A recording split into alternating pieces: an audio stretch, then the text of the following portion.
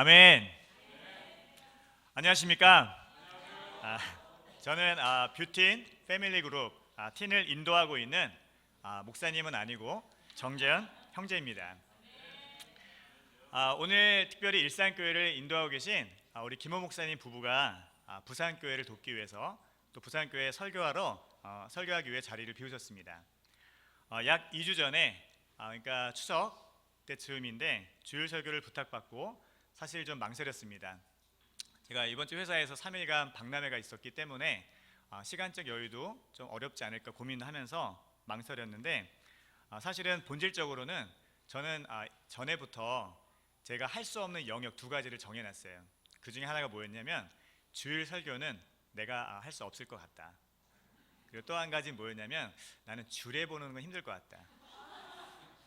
그래서 제가 이 두 가지는 제가 할 수 없는 영역이라고 생각했는데 그래서 오늘 주일 설교는 오늘이 제가 처음입니다. 특별히 또 설교에 우리 재능이 있는 우리 광무선 형제, 공교롭게도 어제까지 있었지만 오늘 아침에 일본 출장을 갔어요. 그래서 어쩔 수 없이 거절할 수가 없었습니다. 두렵고 떨리는 마음으로 하지만 이 시간 담대하고 또 확신 있게 말씀을 전하고 싶습니다. 여러분 말씀을 들을 준비가 되셨습니까? 아멘. 저는 지난 주말 그러니까 추석 연휴 거의 끝날 무렵에 아내랑 같이 북한산에 올랐습니다. 북한산성 입구에서 올라간 정상 어디였냐면 백운대였습니다. 백운대. 그 백운대 정상을 향해서 아내랑 산행을 했습니다. 산 정상에 올라가서 그 바라보는 그 가을 하늘, 그 다음에 그 봉우리의 그 단풍들 모습이 정말 너무 격려될 정도로 아름다웠습니다. 근데 사실 올라가기 전에 그 북한산성 입구에서 백운대까지 가는 코스는 두 가지 코스가 있었습니다. 그 갈림길 이정표 앞에서 아내랑 같이 그 이정표를 바라봤습니다. 첫 번째 길은 완만한 길, 두 번째 길은 뭐였을까요? 가파른 길. 되게 쉽게 써놨어요. 그냥 완만한 길, 그냥 또 하나는 그냥 가파른 길. 아내랑 저는 같이 서로를 보면서 우리 어느 길로 갈까? 여러분 저희는 어느 길을 선택했을까요? 가파른 길이요? 완만한 길? 저희는 가파른 길을 선택했습니다. 왜냐하면 그날 저희가 북한산성 입구에 도착한 시간이 오후 3시였습니다. 3시였기 때문에 좀 더 빨리 가야겠다. 어두워지기 전에 내려올 수 있는 2시간 반 정도 코스를 생각했습니다. 가파른 길이 더 짧았어요. 코스가. 또 오랜만에 하는 등산이었기 때문에 기왕 하는 등산 한번 제대로 한번 해보자. 좀 등산의 기분 한번 제대로 만끽해보자. 이런 두 가지 마음으로 가파른 길을 택했습니다. 결과는 2시간 반이 아니었습니다. 그 가파른 길이 생각했던 것보다 더 가파랐고 생각했던 것보다 더 자주 쉬었습니다. 결과적으로 중간중간 쉬면서 올라갔는데 시간은 2시간 반이 아니라 무려 4시간이 걸렸습니다.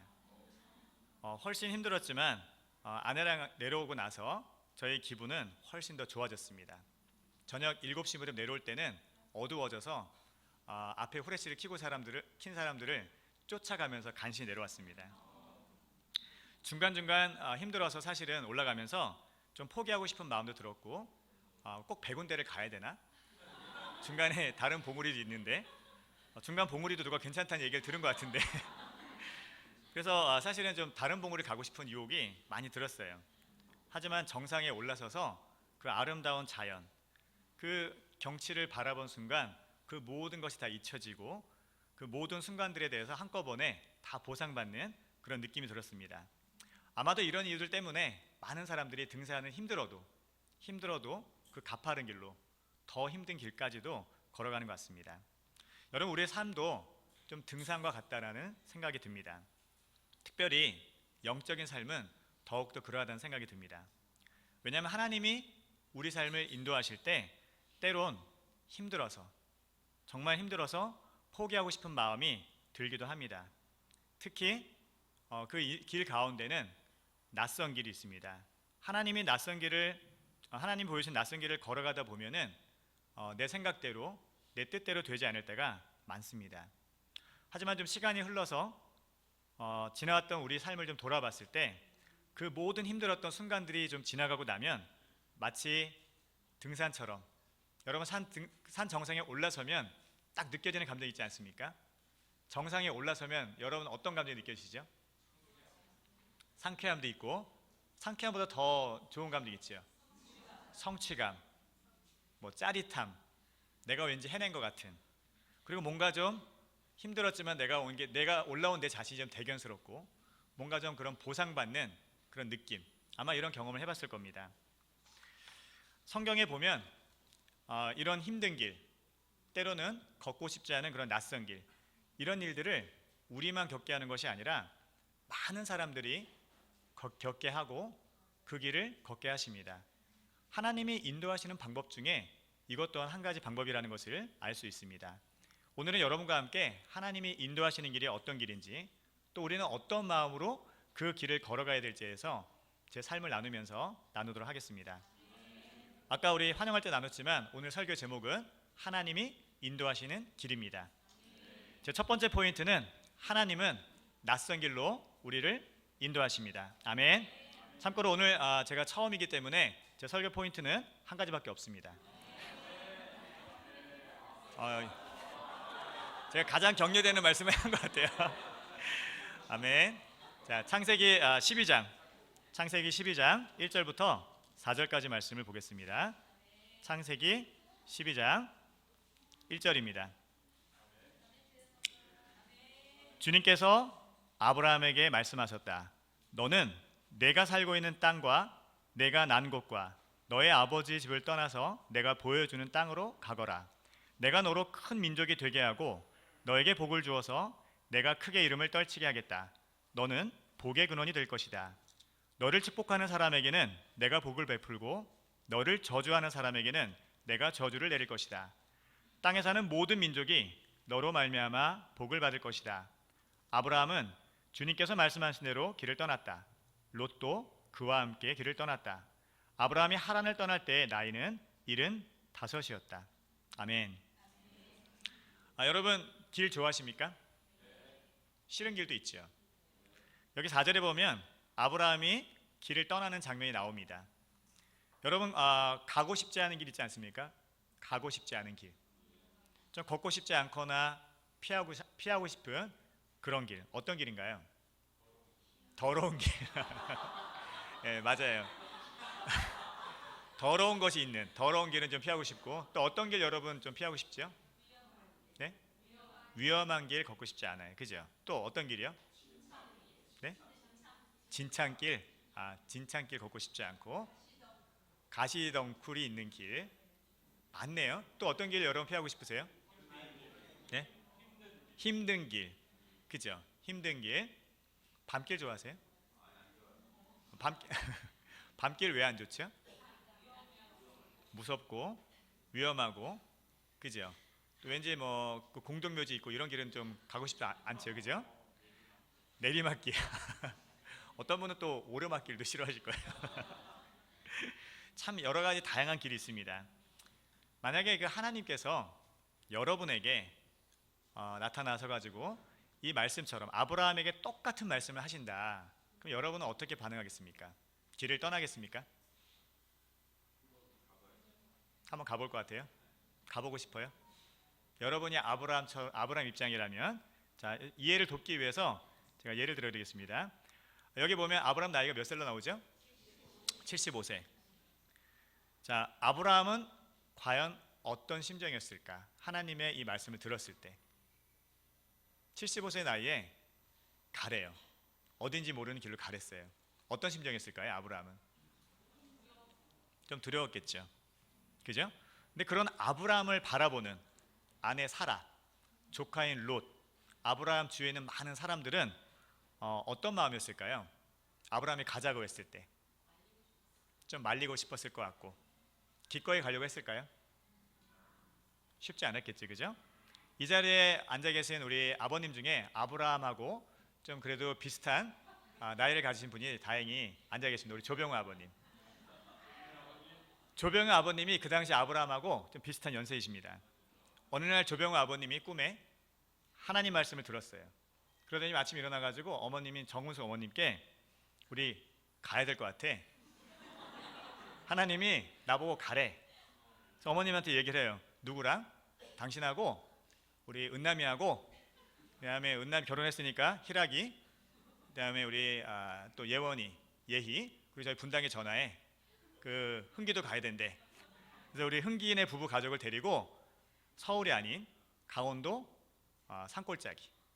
근데 그냥 산골짜기도 아니고 두메 산골로 가는 거예요. 떠나라고 말씀했다고 하면, 여러분 아버님을 보면서 이 가족들, 은남이 여기 뒤에 희락이도 있는데 어떤 마음이 들까요? 아버님이 저를 가자고 했을 때. 아멘.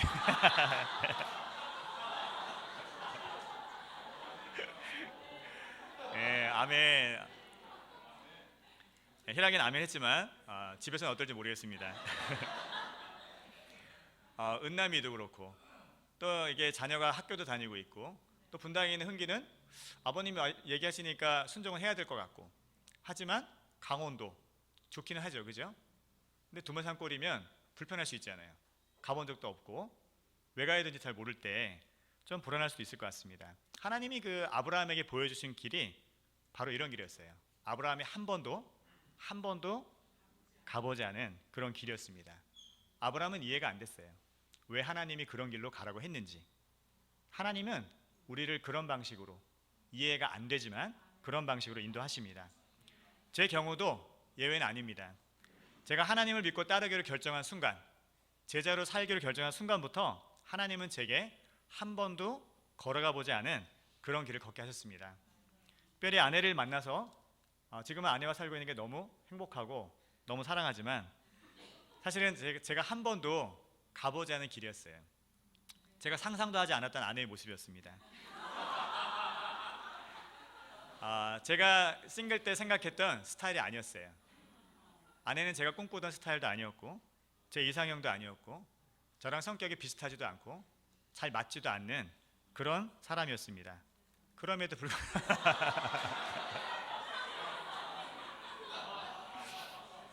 네, 세상에 맞습니다.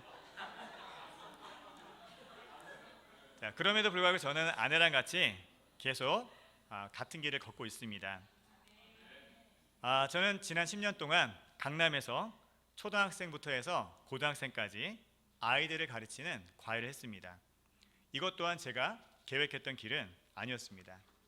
원래 제 계획은 과외가 아니라 신혼 때 학원 강사를 하려고 했었습니다. 하지만 학원 강사를 알아보려고 준비했던 당시에 저희 부부에게 있어 기준이 있었습니다. 하나는 뭐였냐면 주중 예배 빠지면 안 된다. 그리고 그때 결정했던 게 금요일날 바이블톡은 매주 해야 된다. 이 두 가지가 있었는데 알아보는 학원마다 이 둘 중에 한 가지는 걸리더라고요. 그래서 어쩔 수 없이 학원 강사를 포기했습니다. 포기하고 그래, 시간이 필요한 개인 과외를 해야겠다, 이렇게 마음 먹고 그 과외를 하게 된 게 10년이라는 시간 동안 흘러가게 되었습니다. 저는 교회에서도 사실은 찬양 인도를 되게 하고 싶었어요. 송 인도가 되는 게 저희 꿈이었습니다. 하지만 하나님은 찬양 인도가 아니라 주일학교를 섬기게 하셨습니다. 그리고 13년 동안 주일학교를 섬기게 하셨습니다.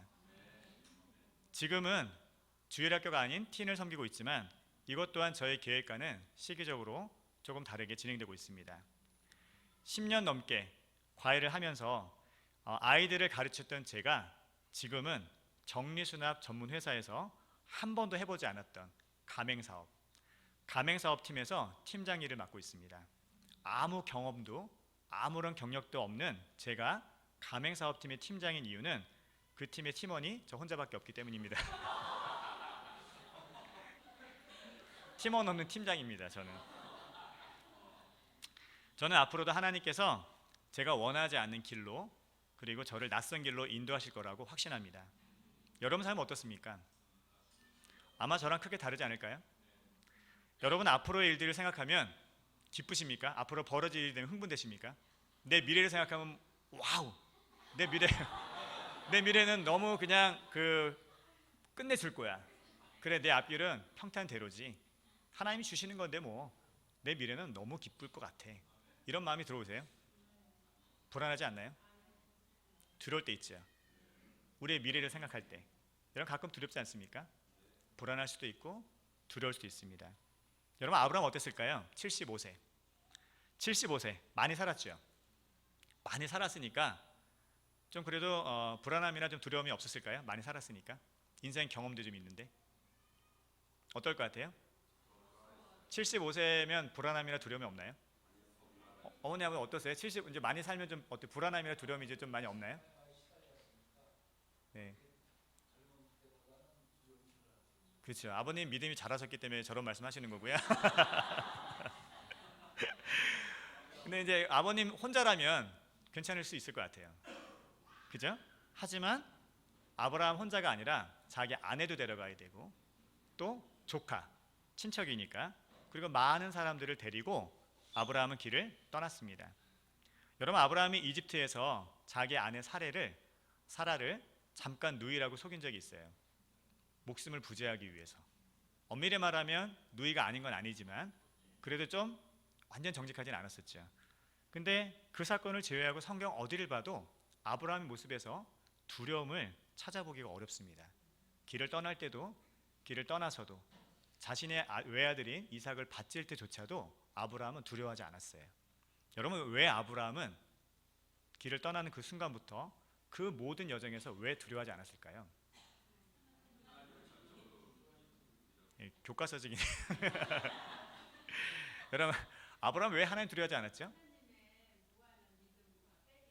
네, 두 가지 하나님을 향한 무한한 믿음 빽이 있었다고 생각하니까 그죠?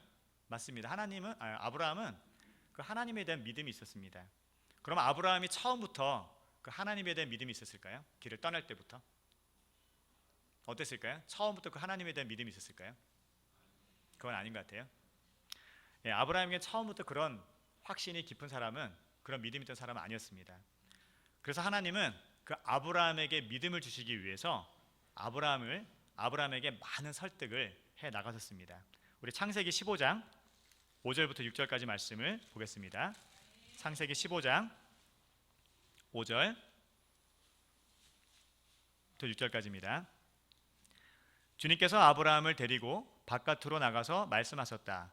하늘을 쳐다보아라. 내가 셀 수 있거든 저 별들을 세어보아라. 그리고는 주님께서 아브라함에게 말씀하셨다. 너의 자손이 저 별처럼 많아질 것이다.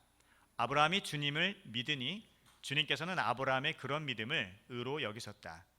계속해서 22장 말씀 보겠습니다. 22장 17절부터 18절까지 말씀 보겠습니다. 22장 17절입니다. 내가 반드시 너에게 큰 복을 주며 너의 자손이 크게 불어나서 하늘의 별처럼 바닷가의 모래처럼 많아지게 하겠다. 너의 자손은 원수의 성을 차지할 것이다.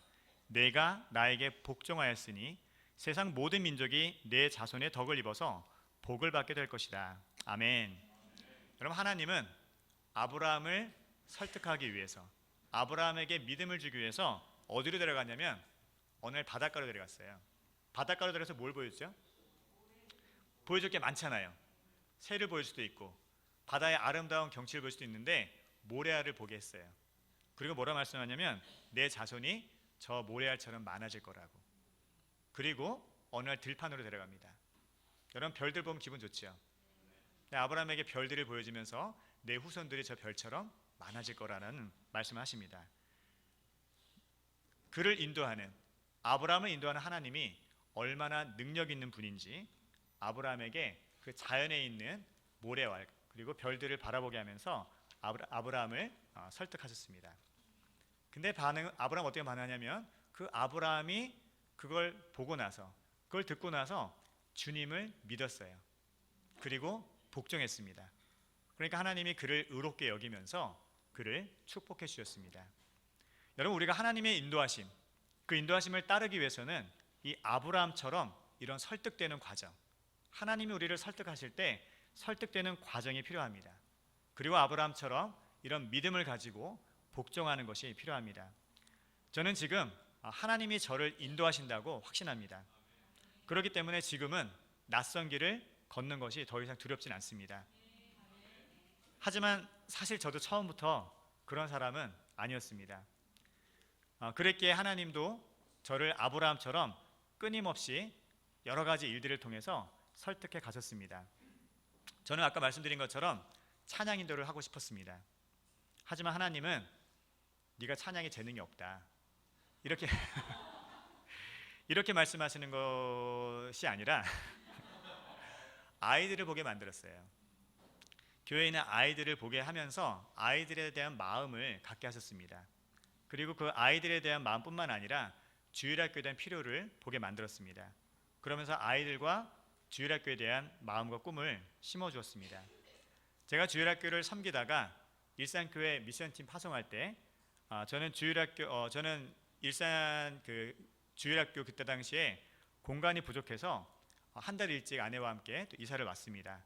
그때 얻은 아파트는 1층이었고 주일학교 장소를 쓰기 위해서 의도적으로 그런 집을 얻었습니다. 그리고 2년 동안 저희 집 방 한 개의 방하고 또 거실의 한 공간을 매주 주일학교 장소로 썼습니다. 주말마다 청소를 해야 됐고 일요일마다 아이들 픽업을 해야 됐고 끝나면 데려다주는 불편함을 2년간 했습니다. 그 후 놀랍게 하나님은 지속적으로 집에 대한 문제는 어려운 게 많잖아요, 그죠? 집 문제 어려울 때 많죠. 최근에도 겪었는데 신기할 정도로 하나님은 집 문제만큼은 집에 관련된 문제만큼은 잘 해결해 주셨어요. 그리고 집에 관련해서만큼은 축복해 주셨습니다. 저는 학원 강사를 알아볼 때 결국 과외하기로 결정했었지만 사실 결정으로서 과외 결정은 했지만 1년 동안은 너무 어려웠어요. 학생이 없었고 1년간 거의 100만 원밖에 되지 않는 수입을 가지고 생활을 해야만 됐습니다. 저도 힘든데 옆에 있는 아내는 불안해했어요. 되게 불안해하면서 저는 가장으로서 내가 이 일을 지금 계속 해도 되나, 그리고 과연 이 일을 가지고 가정을 내가 책임질 수 있을지 정말 불안하고 걱정이 됐습니다. 왠지 좀 이 길이 아닌 것 같다. 1년 해보니까 하나님이 좀 내게는 안 주시는구나. 그래서 이 길이 아닌 것 같아서 그럼 공무원 준비를 좀 해볼까? 아내랑 상의를 했어요. 그래, 공무원 준비 괜찮을 것 같다. 그래서 공무원 준비를 해볼까 하는 그런 마음을 가지고 서점에 가서 공무원 관련된 책을 한 권 샀습니다. 그리고 나서 그래도 혹시 모르니까 하나님께 한번 기도해 볼까? 그래서 우리 아내랑 같이 일주일 동안만 더 기도해 보자. 1년 동안 어차피 안 줬는데 그 일주일 뭐 못할 거 없잖아요, 그죠? 그래서 일주일만 더 기도해 보고 그래도 안 주면 공무원 준비하자. 이런 마음으로 아내랑 같이 이야기를 했습니다. 이번 주까지 과외 학생을 주십시오. 안 주시면 공무원 준비하라는 걸로 알고 과외 그만두겠습니다. 이런 마음을 가지고 아내와 함께 절박한 마음으로 기도했습니다. 그때 하나님은 우리 부부의 기도에 응답해 주셨습니다. 그리고 바로 그 주에 과외 받을 학생 2명을 저희가 허락해 주셨습니다. 그 2명뿐만 아니라 그때부터 잘 됐던 것 같아요. 그리고 나서 그 이후부터는 10년이라는 시간 동안 하나님은 계속 안정감 있게 아이들이 빠지면 채워주고 아이들이 빠지면 또 채워주고 계속 할 수 있도록 저를 설득해 나가셨습니다. 그런데 과외를 10년 동안 하면서 감사해야 되는데 한편으로는 또 직업에 대한 불안감이 또 커져만 갔습니다. 그리고 두려울 때가 되게 많았습니다. 교회에서도 저를 그렇게 바라보는 눈빛이 있었고요. 집에 가서도 저희 형님이 그렇게 바라보는 눈빛도 있었고 저를 아는 많은 사람들이 나도 사실 불안한데 그렇게 바라보는 눈빛들이 많았습니다. 내가 과연 언제까지 이 일을 할 수 있을까? 고민하는데 그 질문을 또 많이 물어봐요. 언제까지 이 일을 할래? 이런 식으로 물어봅니다. 이 일을 오래 하면 아무 경력도 쌓이지 않을 텐데 세상은 점점 급변하고 있는데 많은 사람들이 자신의 스펙을 쌓기 위해서 많은 노력과 많은 준비를 하고 있는데 나처럼 이렇게 세상과 등지고 10년이라는 시간 동안 급변하는 세상과 전혀 무관하게 산다면 하나님이 정말 내게 새로운 일을 주실 수 있을까? 이런 마음도 들었습니다. 그런 마음이 들 때 사람들이 저를 비슷한 눈빛으로 바라볼 때면 더 불안하고 힘들었습니다. 그러던 중 작년 초에 과외를 하던 아이들이 계속 줄어들어서 더 이상 그 일을 할 수 없게 되었습니다. 그런 상황에 놓이니까 이제 하나님이 인도하시는 길이 잘 보이지가 않았던 것 같아요. 개인적으로는 이제 과외보다는 이젠 좀 더 규칙적이고 그런 안정적인 그런 일이 필요했습니다. 마음에는 2가지 마음이 있었습니다. 한켠에는 두려움과 불안한 마음이 있었고 또 마음 한쪽에는 하나님에 대한 또 신뢰가 있었습니다. 이 2가지의 마음이 서로 마음을 싸우고 있었어요. 그래서 할 수 있는 게 뭐냐면 기도할 수밖에 없었던 것 같아요. 그래서 저는 아내랑 같이 또 전처럼 기도했습니다. 겨울이었기 때문에 겨울 내내 목도리를 칭칭 감고 새벽마다 아내랑 같이 기도했습니다. 10년이란 시간 동안 아무 경력도 없는 저에게 길을 보여달라고, 그리고 보여주기만 하지 마시고 길을 열어달라고 기도했습니다. 그때 하나님은 제게 말씀했습니다. 불안해하지 말라고. 그리고 저를 설득하시면서 지금 다니는 회사에 면접만 보고 들어갈 수 있도록 축복해 주셨습니다.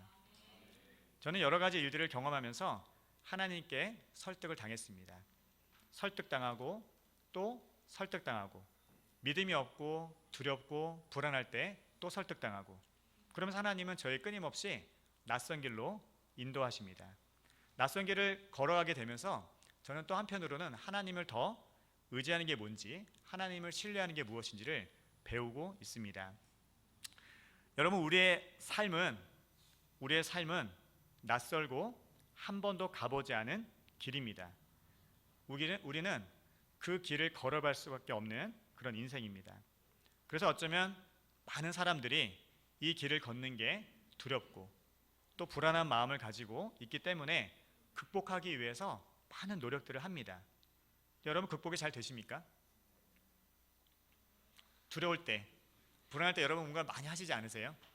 뭔가 많이 준비도 하고 뭔가 내가 열심히 해보기도 하고 많은 수고도 하지만 사실은 극복이 잘 되지 않습니다. 저도 많이 해봤지만 극복이 잘 안 돼요. 저는 가장 좋은 방법이 우리를 창조하신 그분을, 하나님을 믿고 그분이 인도하시는 길을 따라 사는 것이 가장 좋다고 확신합니다.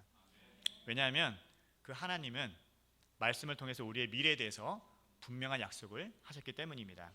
그 약속이 무엇인지 말씀 한 구절을 보겠습니다. 예레미야 29장입니다. 예레미야 29장 11절부터 13절까지 말씀을 보겠습니다. 예레미야 29장 11절입니다. 너희를 두고 계획하고 있는 일들은 오직 나만이 알고 있다. 내가 너희를 두고 계획하고 있는 일들은 재앙이 아니라 번영이다. 너희에게 미래에 대한 희망을 주려는 것이다. 나 주의 말이다. 너희가 나를 부르고 나에게 와서 기도하면 내가 너희의 호소를 들어주겠다. 너희가 나를 찾으면 나를 만날 것이다. 너희가 온전한 마음으로 나를 찾기만 하면 내가 너희를 만나주겠다. 아멘. 여러분, 하나님은 이 말씀을 통해서 우리에게 약속하고 계십니다. 뭘 주겠다고요? 번영을 주겠다고. 미래에 대한 희망을 주겠다고. 번영이 좋습니까? 미래에 대한 희망이 좋습니까? 두 개 다 좋죠. 그죠? 이 둘을 다 주겠다고 약속하셨어요. 그런데 그 하나님은 주겠다고 말씀하셨으면 우리를 평탄하고 정말 믿을만하게 인도해 주셔야 되잖아요. 번영의 길로, 희망찬 미래의 길로 인도해 주셔야 되는데 하나님은 전혀 반대인 낯선 길, 우리가 싫어하는 길, 우리가 가보지 않았던 그런 길로 인도하십니다. 그런데 그 길에는 하나님의 분명한 뜻과 그분의 계획이 있습니다. 그 하나님의 뜻과 계획은 뭐냐면, 길은 비록 너희가 걷기 싫어하지만, 그 길은 너희가 걸어본 적도 없지만, 어쩌면 너희 마음속에는 두려울 수 있고 불안할 수도 있지만, 그 길, 하나님의 뜻 가운데는 우리를 향한 번영이 있고 또 그 약속과 같이 우리를 희망으로 인도하고 싶어 한다는 것입니다. 저는 아직도 미래를 생각하면 가끔 두렵습니다. 제가 하고 있는 일을 제가 영원히 할 거라고 믿지도 않습니다. 언젠간 이 일을 그만둘 거고 언젠간 또 다시 새로운 일을 찾기 위해서 고민하는 때가 올 거라 생각합니다. 여러분도 미래를 생각하면 불안할 수 있을 것 같아요. 여러분에게 펼쳐질 미래, 두려울 때도 있을 것 같습니다. 하지만 우리가 그런 순간에 놓일 때 하나님은 우리를 설득해 가실 겁니다. 여러분도 그 하나님께 불안하고 힘들 때, 두려울 때 설득되는 과정을 한번 겪어보시기를 바랍니다. 그리고 함께 기도하시기 바랍니다. 특별히 결혼하신 분이라면 아내랑 같이 기도하시면 좋을 것 같아요. 기도하기 전에 아내와 함께 마음을 나누시면 좋을 것 같습니다. 가끔 아내랑 나눕니다. 우리 미래, 우리가 미래를 생각하면 아내와 저는 가끔 좀 어려운 마음들이 나옵니다. 우리 미래 생각하면 어때? 물어보면 불안하지, 두렵지, 힘들 것 같아. 그런 과정을 많이 겪어요. 길을 걸어가면서 늘 안정감이 있는 게 아닙니다. 여전히 불안하기도 하고 여전히 막연할 때가 있고 두려울 때도 있습니다. 근데 지나왔던 길을 또 같이 이야기합니다. 우리가 힘들었던 순간들, 걸어왔던 길들을 아내랑 같이 나누면 또 되게 격려가 돼요. 왜냐하면 하나님이 그 어려웠던 모든 길 가운데 우리를 어떻게 인도하셨는지를 저랑 아내가 똑같이 경험했기 때문입니다. 여러분, 낯선 길을 걷는다는 거 두렵습니다. 힘들 수 있습니다. 처음 가보는 길이기 때문에 익숙하지 않을 수가 있습니다. 하지만 그때마다 하나님은 우리를 놀라운 방법으로 인도하실 것입니다.